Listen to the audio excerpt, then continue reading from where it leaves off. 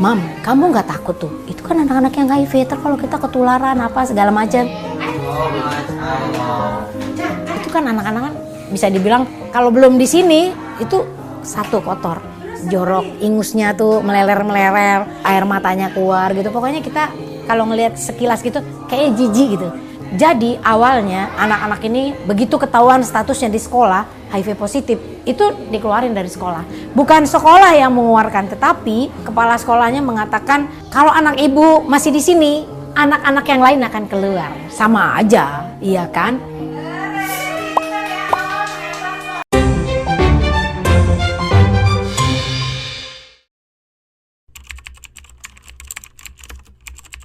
Halo, saya bernama Dwi sebagai penyandang ODA. Saya didiagnosis dengan HIV sekitar 5 tahun yang lalu, dan hari ini saya ingin berbagi cerita dan tentang hidup saya sebagai ODA. Nah, perkenalkan, nama saya Dr. Sakti sebagai spesialis kulit dan juga kelamin yang selama bertahun-tahun telah menangani pasien dengan HIV. Saya juga turut andil dan juga aktif di tengah-tengah masyarakat untuk mengedukasi mengenai HIV dan juga AIDS. Saya Ayla sebagai ketua dari komunitas ODA di kota ini. Jadi tugas kami yaitu mendukung para penderita ODA dan juga mengedukasi masyarakat tentang bagaimana pentingnya penerimaan dan dukungan terhadap penderita ODA. Selamat datang di talk show hari ini. Topik kita sangat penting dan mendesak, yaitu bagaimana kita bisa mengubah stigma terhadap HIV/AIDS atau ODA sebagai dukungan dan penerimaan. Meski informasi tentang HIV atau AIDS sudah menyebar sangat luas, tetapi masih banyak stigma dan diskriminasi yang sering terjadi di sekitar kita. Telah hadir di tengah-tengah kita 3 orang hebat. Mari kita beri tepuk tangan yang meriah. Baik, saya mulai dari Anda, Mas Dwi, yaitu seorang yang mengidap HIV. Kemudian kita punya Dr. Sakti, seorang spesialis dokter kulit dan kelamin yang akan membantu kita memahami HIV dari sisi medis. Kemudian yang terakhir ada Ketua ODA yaitu Ayla, Ketua Komunitas ODA yang akan berbagi tentang program dukungan yang mereka jalankan. Mari kita mulai dengan perkenalan singkat dari masing-masing. Halo, saya bernama Dwi sebagai penyandang ODA. Saya didiagnosis dengan HIV sekitar 5 tahun yang lalu, dan hari ini saya ingin berbagi cerita dan tentang hidup saya sebagai ODA.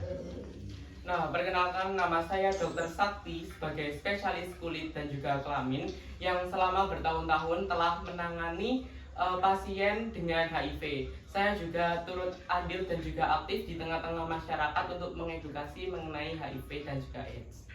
Selamat siang, perkenalkan saya Ayla sebagai ketua dari komunitas ODA di kota ini. Jadi tugas kami yaitu mendukung para penderita ODA dan juga mengedukasi masyarakat tentang bagaimana pentingnya penerimaan dan dukungan terhadap penderita ODA. Terima kasih semua sudah hadir. Mari kita mulai diskusi hari ini dengan memperkenalkan HIV/AIDS kepada penonton dan kenapa penting untuk mendukung ODA di masyarakat. Dokter, saya ingin memulai dari Anda. Bisa dijelaskan dengan singkat tentang apa itu HIV/AIDS dan seberapa besar pengaruh angka kejadiannya baik di global maupun di lokal? Baik, atas waktu yang sudah diberikan, jadi saya akan menjelaskan mengenai HIV. Nah, HIV atau yang biasa disebut juga dengan Human Immunodeficiency Virus adalah salah satu virus yang akan menyerang sistem kekebalan tubuh manusia yang membuat manusia itu menjadi rentan terhadap suatu infeksi dan juga penyakit tertentu. Nah, HIV jika tidak diobati itu nanti akan berkembang menjadi AIDS. Nah, di sini tahap terakhir pada seseorang yang menderita HIV itu nanti kekebalan tubuhnya akan sangat melemah sehingga dia akan mudah tertular penyakit. Nah, menurut data secara global ada sekitaran 39 juta orang yang tengah hidup dengan HIV. Nah, dengan angka ini yang masih bisa terus untuk meningkat di beberapa negara tertentu. Nah, di negara kita sendiri, negara Indonesia ini angka HIV itu juga menjadi salah satu angka pada masalah kesehatan yang bisa menjadi signifikan. Apalagi terutama pada suatu kalangan kelompok tertentu, biasanya ini terjadi pada kelompok remaja apabila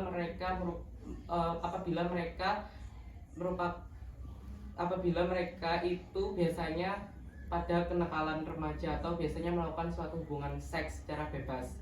Namun dengan adanya pengobatan dengan menggunakan ARV ini ODHA itu bisa hidup sehat dan juga produktif seperti orang lainnya. Baik dokter, jadi jelas dukungan masyarakat sangat penting untuk membantu ODA menjalani kehidupan mereka.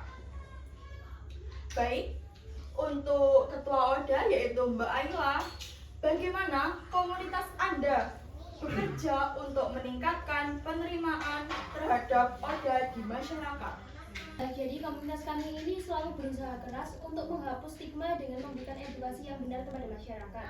Salah satu langkah yang kami ambil adalah dengan sering mengadakan program penyuluhan dan juga diskusi terbuka dengan berbagai kelompok masyarakat, termasuk sekolah, organisasi pemuda, dan juga organisasi agama atau organisasi lainnya. Tujuan itu kami adakan adalah untuk menyediakan dukungan mental dan juga emosional bagi para penderita ODA, karena itu sangat penting untuk mengatasi tantangan mereka sehari-hari bagi kehidupan mereka. Baik, sekarang saya ingin bertanya kepada Mas Dwi. Bagaimana rasanya hidup sebagai ODA, terutama dengan stigma yang masih ada di masyarakat?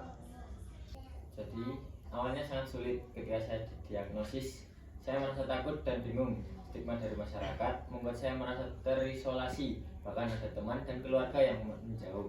Tapi seiring waktu dengan dukungan dari komunitas ODA dan pengobatan yang saya jalani, saya mulai menerima kondisi ini dan menjalani hidup lebih baik. Hal yang paling sulit adalah diskriminasi, misalnya di tempat kerja saya dihadapkan pada prasangka bahwa saya akan menularkan penyakit ini kepada orang lain, padahal itu sama sekali tidak menularkan. Baik, apakah Anda bisa menjelaskan kepada penonton bagaimana HIV sebenarnya ditularkan?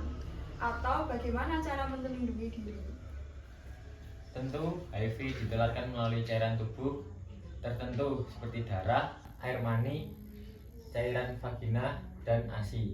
Virus ini tidak menular melalui kontak, bisa seperti berjabat tangan, berpelukan, atau berbagi alat makan, menggunakan kondom saat berhubungan seksual, dan tidak berbagi jarum suntik adalah langkah utama melindungi diri dari HIV. Baik, sekarang saya ingin bertanya kepada dokter. Dari perspektif medis, apa manfaatnya bagi masyarakat jika kita bisa menerima dan mendukung ODA dengan baik? Oke, terima kasih atas pertanyaan yang sudah diajukan. Nah, untuk menerima ODA tanpa suatu stigma dan juga tantangan apapun itu bisa membuat mereka lebih semangat dan juga lebih nyaman lagi untuk melakukan pengobatan dan juga untuk menjalani terapi ARV secara rutin. Nah, dengan adanya pengobatan secara tepat, ini bisa menekan jumlah virus yang ada di dalam tubuh seseorang hingga bahkan virus tersebut tidak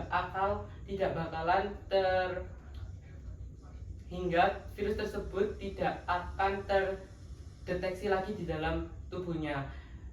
Sehingga risiko penularan HIV ini bisa menjadi sangat begitu rendah. Nah, dengan dukungan yang baik, kita juga bisa menghindari penyebaran HIV yang ada di tengah-tengah masyarakat. Di sini kita tidak hanya mendukung mengenai ODA saja, tetapi kita mendukung mengenai dan juga menjaga seluruh aspek kesehatan masyarakat. Baik, menarik sekali jawabannya. Selanjutnya untuk Mbak Ayla, adakah contoh kisah sukses dari ODA yang bisa Anda bagikan, yang hidupnya berubah setelah menerima dukungan dari masyarakat? Tentu saja ada.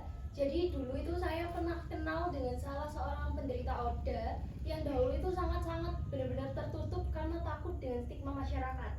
Nah, setelah bergabung dengan komunitas ini, Akhirnya dia itu merasakan bahwa dia juga mendapatkan dukungan dari masyarakat, bahkan dari keluarganya, serta dari teman-teman dan juga lingkungannya. Akhirnya dia itu bisa kembali bekerja dengan normal, dengan percaya diri, sehingga tidak kepikiran lagi dengan penyakitnya. Sehingga kehidupan yang dijalani kini juga kembali produktif dan aktif terhadap kampanye-kampanye, bahkan dia juga kembali terhadap dunia edukasi. Akhirnya ini juga menunjukkan bahwa dukungan masyarakat benar-benar bisa mempengaruhi bagi penderita ODA, terutama agar mereka memiliki semangat dalam melawan penyakitnya. Baik, lalu untuk dokter, apa langkah konkret yang bisa diambil masyarakat untuk menghapus stigma dan mendukung ODA? Mungkin bisa dimulai dari Anda.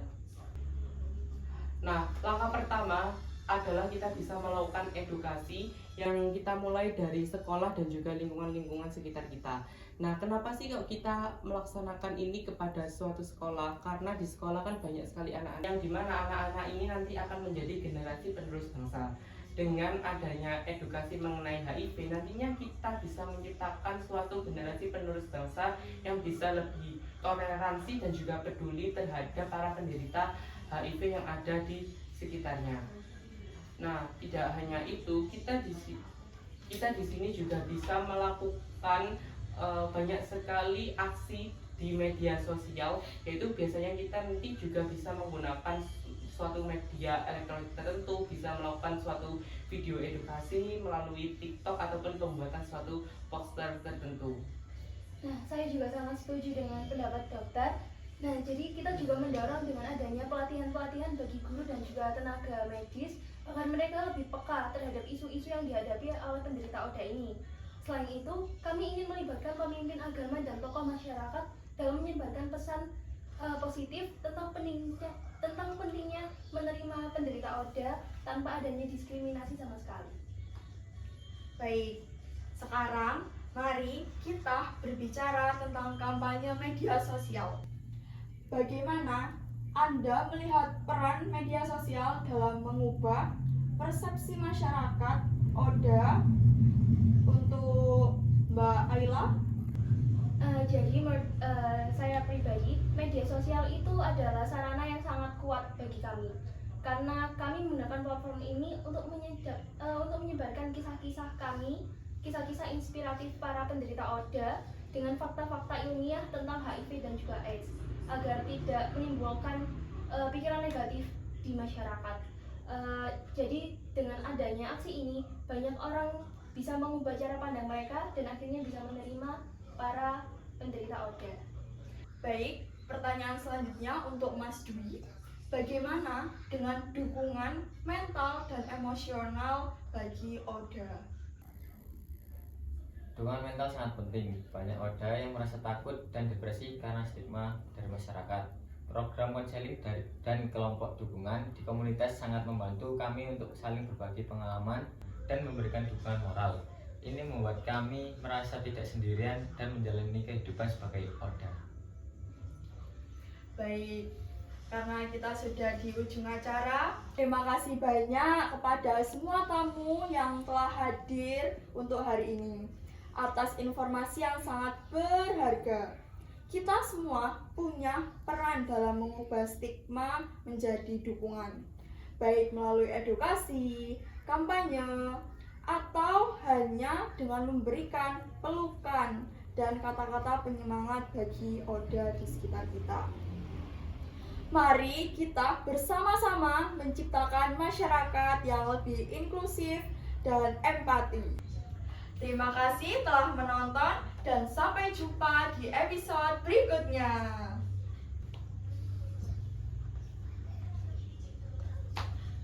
Terus harapkan agar suatu saat ku berjumpa lagi. Semoga saja daku sempat berkenalan